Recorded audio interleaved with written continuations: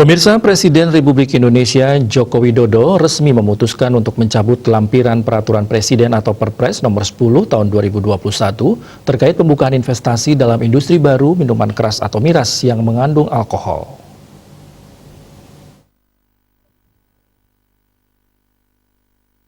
Presiden Republik Indonesia Joko Widodo hari ini resmi memutuskan untuk mencabut lampiran Peraturan Presiden atau Perpres nomor 10 tahun 2021 terkait pembukaan investasi baru dalam industri baru minuman keras.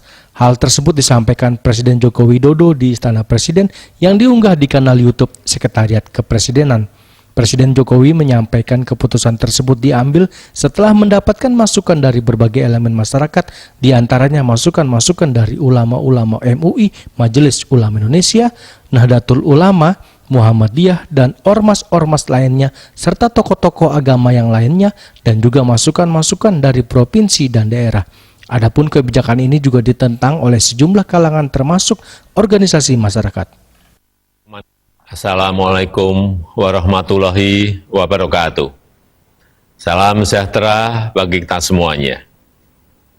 Setelah menerima masukan-masukan dari ulama-ulama MUI, Nahdlatul Ulama, NU, Muhammadiyah, dan ormas-ormas lainnya, serta tokoh-tokoh agama yang lain, dan juga masukan-masukan dari provinsi dan daerah.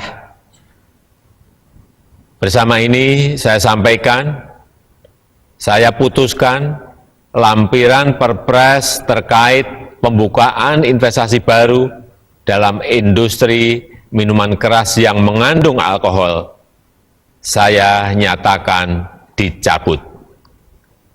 Terima kasih. Wassalamualaikum warahmatullahi wabarakatuh. Sebelumnya pemerintah telah mengeluarkan industri minuman keras dari kategori bidang usaha tertutup menjadi daftar positif investasi sejak tahun ini. Kebijakan ini tertuang dalam Peraturan Presiden Perpres tentang bidang usaha penanaman modal. Pemerintah mengatur 4 klasifikasi miras yang masuk daftar bidang usaha dengan sejumlah persyaratan. Dari Jakarta, Juli Suwarte dan Ketut Sumadiase melaporkan.